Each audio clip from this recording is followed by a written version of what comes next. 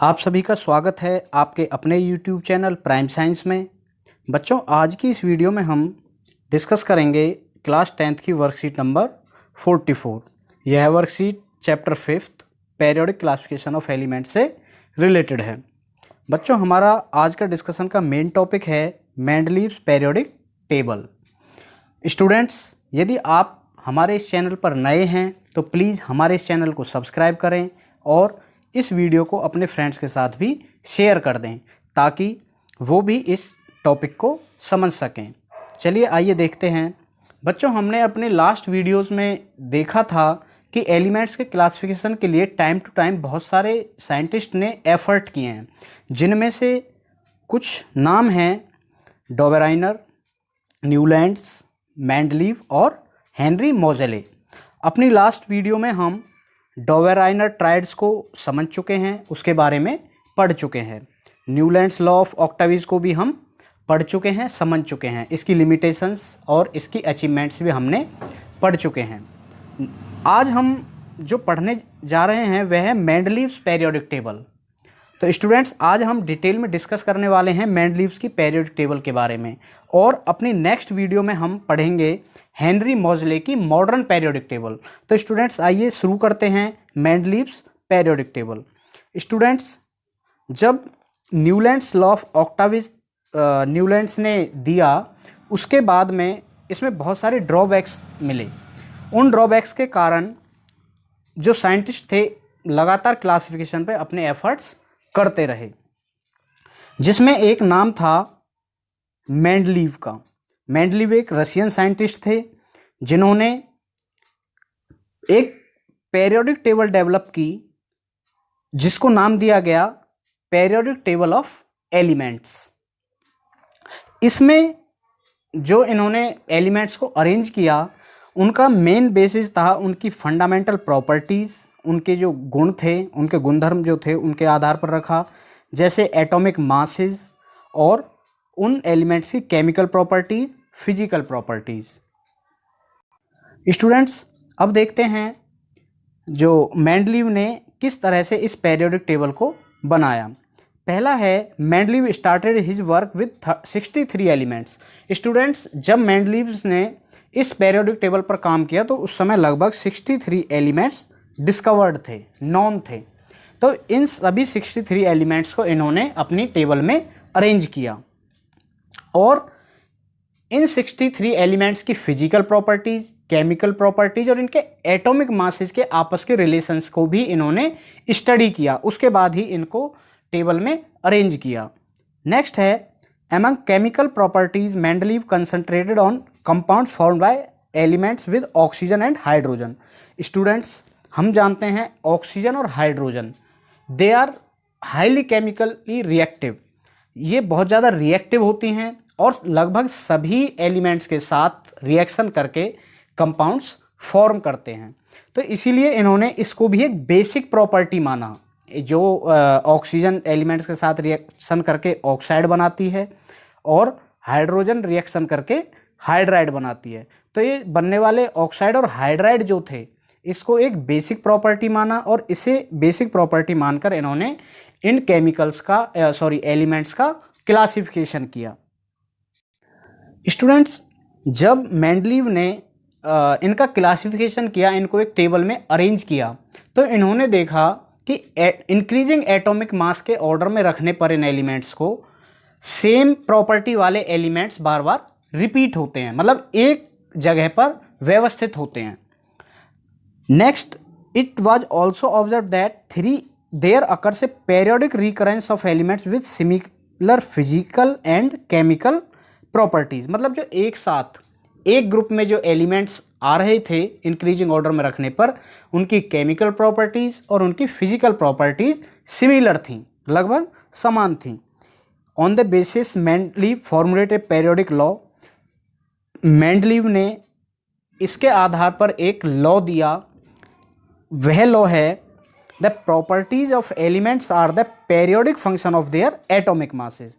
मतलब जो किसी भी एलिमेंट की प्रॉपर्टीज़ होती हैं वो उनके एटॉमिक मास का ही पीरियोडिक फंक्शन होती हैं। स्टूडेंट्स, ये एक इम्पोर्टेंट लॉ है और ये क्वेश्चन 1 नंबर का CBSE एग्ज़ाम में पूछा जाता है। तो यहाँ पर आप इसको याद रखें। जो मेंडलीव का पीरियोडिक लॉ था, it state that the properties of elements, जो एलिमेंट्स की प्रॉपर्टीज़ हैं, they are the periodic function of their atomic masses. चलिए बच्चों, अब समझते हैं ये टेबल क्या, मतलब जो इन्होंने टेबल बनाई उसको एक बार स्टडी करते हैं। स्टूडेंट्स, इस टेबल में इन्होंने जो ये वर्टिकल कॉलम है, वर्टिकल जो लाइंस हैं, इनको नाम दिया ग्रुप्स, और जो ये हॉरिजेंटल लाइंस हैं, इन लाइंस को इसमें नाम दिया गया पीरियड्स। तो स्टूडेंट्स, इस तरह से मेंडलीव की पीरियोडिक टेबल में 8 ग्रुप्स और 7 पीरियड्स थे। यहाँ आप देख सकते हैं 7 पीरियड्स और 8 ग्रुप हैं। बच्चों, जैसा हमने पढ़ा, ऑक्सीजन से जो ऑक्साइड बने और हाइड्रोजन से जो हाइड्राइड बनते हैं, इन्होंने ऊपर सबसे पहले इनको ही यहाँ पर प्री डिफाइन किया। मेंडलीव ने सबसे पहले ऊपर हाइड्राइड और ऑक्साइड के जनरल फार्मूला लिख दिए। जैसे यदि हम बात करें इस ग्रुप की, इस ग्रुप में जितने भी एलिमेंट्स हैं, hydrogen, lithium, sodium, potassium, copper, ये जितने भी एलिमेंट्स हैं, ये जब भी ऑक्सीजन के साथ रिएक्ट करेंगे तो इस तरह से फॉर्मूला बनेगा। और ये जनरल फार्मूला था R2O। जैसे हम एग्जांपल लेते हैं H, जब हाइड्रोजन ऑक्सीजन के साथ रिएक्ट करेगी तो क्या बनेगा? H2O। ऐसे ही यदि हम सोडियम का एग्जांपल देखें तो Na2O। मतलब जो जितने भी एलिमेंट्स हैं उनका प्री डिफाइन यहाँ पर ऑक्साइड और हाइड्राइड को डिफाइन कर दिया गया, जिससे हम आसानी से देखकर ये बता सकते हैं कि कोई भी एलिमेंट्स जब ऑक्सीजन के साथ रिएक्ट करेगा तो क्या फॉर्मूला या क्या कंपाउंड बनाएगा। ऐसे यदि हम H की बात करें तो यहाँ पर देखो, जब H के साथ रिएक्शन करता है तो H2, ठीक है। तो इन्होंने पहले से ही इसको ऊपर मेंशन कर दिया था और इसको एक बेसिक प्रॉपर्टीज़ भी इस क्लासिफिकेशन की इन्होंने कंसीडर किया। स्टूडेंट्स, इस टेबल को बनाने पर कुछ इम्पोर्टेंट अचीवमेंट्स हुए, जो बाद में जो मॉडर्न पीरियोडिक टेबल बनी उसके जो मतलब बेसिक फंडामेंटल बने, मतलब उनका आधार बने आगे चलकर। लेकिन इसमें भी बहुत सारे ड्रॉबैक्स थे। उन ड्रॉबैक्स और उन अचीवमेंट्स के बारे में हम अपनी अगली वर्कशीट में डिस्कस करेंगे। तो स्टूडेंट्स, अब देखते हैं इससे रिलेटेड कुछ क्वेश्चंस। अच्छा चलो, इसकी हम 1-2 अचीवमेंट्स देख लेते हैं। जैसे इसमें जो 63 एलिमेंट्स नोन थे वो सारे अरेंज हो गए। दूसरा, सभी लगभग एक साथ एक समूह में सिमिलर प्रॉपर्टीज़ वाले एलिमेंट्स थे, और जो फ्यूचर में डिस्कवर होने वाले एलिमेंट्स थे उनके लिए भी यहाँ पर आप देख सकते हैं ये स्पेस छोड़े गए, क्योंकि मेंडलीव का ऐसा मानना था, उनको कुछ ऐसा पता था कि आगे फ्यूचर में भी कुछ एलिमेंट्स डिस्कवर होंगे, तो उनके लिए भी इस टेबल में कुछ स्पेस छोड़ा गया था। और जो नोबल गैसेज हैं उस समय जो डिस्कवर्ड नहीं थी उनके लिए भी यहाँ पर एक अलग ग्रुप हम फॉर्म कर सकते हैं, तो उनको बिल्कुल अलग से ही यहाँ पर अरेंज कर सकते हैं। स्टूडेंट्स, इसके ड्रॉबैक्स के बारे में हम अपनी अगली वीडियो में डिस्कस करेंगे। चलिए, इससे रिलेटेड आज जो हमारे क्वेश्चन आंसर्स हैं एक बार उनको देख लेते हैं। क्वेश्चन नंबर फर्स्ट है, use Mendeleev's periodic table to predict the formula of the oxides of the following elements: potassium, carbon, aluminium, silicon और बेरियम। तो स्टूडेंट्स, इनका आप एक बार टेबल देखें तो आप आसानी से इनके बनने वाले ऑक्साइड्स को बता सकते हैं। जैसे पोटेशियम, आप यहाँ पर देखिए पोटेशियम, तो जो पोटेशियम बनेगा क्या बनेगा?